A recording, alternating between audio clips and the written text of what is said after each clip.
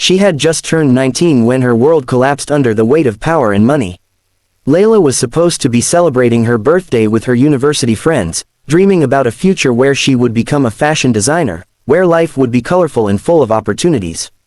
Instead, her father, drowning in business debts, decided her future for her. He accepted a proposal from a man 30 years older, a billionaire named Zayden Albrecht, a tycoon whose name alone could open doors or destroy lives. The engagement announcement was made before she understood what was happening. Her mother cried silently while her father kept repeating that this was the only way to save their family. Layla stood frozen, feeling like a possession being traded. She thought she would faint, but no, she stayed conscious through every moment of the horrifying reality that unfolded. The wedding took place 2 weeks later. A glamorous event, dripping in gold and diamonds, cameras flashing as if it were a celebration. People whispered about the stunning young bride and the powerful groom. They didn't see how her hands trembled beneath her embroidered veil. They didn't hear her rapid heartbeat or feel the terror that seeped into her bones. Zayden stood tall and calm, with sharp gray eyes and a presence so intimidating that no one dared breathe too loudly near him. He had salt and pepper hair, a perfectly tailored suit, and an expression that gave away nothing. He made no romantic gestures, no attempt to comfort her. To him, this marriage was a transaction, something he wanted, and so he bought. When the ceremony ended, the world clapped. Layla felt like she was drowning. That night, she was escorted by maids to his mansion, a cold, grand fortress. Marble floors stretched like endless pathways beneath crystal chandeliers.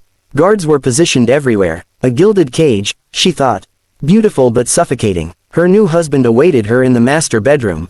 She couldn't breathe as she stepped inside. Her wedding dress felt like chains wrapped around her body. Zayden looked at her for a long moment, assessing her as if she were something fragile and breakable. Strangely, he didn't move closer. He spoke in a steady, deep voice. "You're terrified." Layla didn't respond. She didn't trust her voice not to shake. "I know why your father agreed to this marriage," he continued. "He owes me millions. His mistakes shouldn't have become your punishment." Her eyes darted upward in confusion. He wasn't supposed to talk like this.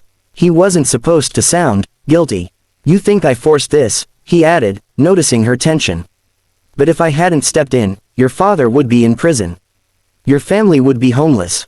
You would have nothing. I didn't want you ruined because of him." Lila's heart pounded. She didn't know whether to believe him. "Still," he said quietly, "I won't touch you."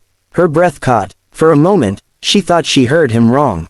But he stepped back, keeping distance between them. "I know what your family told you," he said.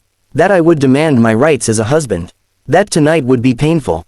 That you must obey. But I'm not here to claim anything you're not ready to give." The ground beneath her seemed to shift. She stared at him, wide-eyed. "You are legally my wife," he continued. "But you are not mine to use." He nodded toward a separate door. "You'll have your own room.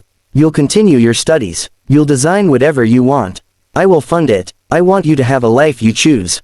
Every word he spoke seemed unbelievable, like a dream, but she didn't know whether to trust dreams anymore. "Why me?" she finally whispered, her voice trembling.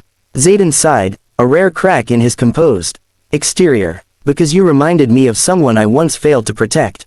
My younger sister. She was forced into a marriage she didn't want. I watched helplessly until the day she escaped through death." The pain in his eyes was real, deep and ancient. "I vowed no one under my care would suffer the same fate," he said. "So you will live here free from harm. Not as a prisoner. And when the debt is paid, if you want a divorce, I'll sign."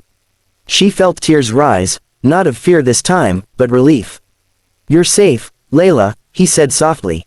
"I promise you that." The rest of the night was quiet. He called for dinner but didn't make her stay when she barely ate. He insisted she rest, and before leaving the room, he paused at the door. "One more thing," he said, turning back. "Never let anyone silence you. Not even me." Then he left, closing the door gently behind him. Layla stood in the middle of the room, overwhelmed. Everything she thought she knew, all the terror she prepared herself for, vanished like smoke. The billionaire she feared wasn't a monster. He was a broken man trying to fix a world that had once broken him. Days turned into weeks, weeks into months. Layla continued studying, attending university with discreet protection. She started designing again. Her sketches filled notebooks with vibrant ideas, hopes reborn through art. Zayden never restricted her. When he did speak to her, He was respectful, almost distant, a gentleman wrapped in mystery. Sometimes she caught him watching her, not with hunger, but admiration, like he saw strength in her she didn't know existed. And without realizing it, she began to admire him too. The way he treated his staff, his quiet generosity, his loyalty to those he cared about. The way he healed without demanding praise. She found herself wanting to know him. The man behind the wall of power. One evening, months after their wedding, she approached him in his study. He looked surprised to see her there voluntarily. "Zayden," she said softly. "The debt, is it paid?" He nodded. "Completely." "And the divorce?" she asked, heart burning with unspoken confusion. "If you want it," he said, voice steady but eyes aching. She stepped closer, her voice barely a whisper.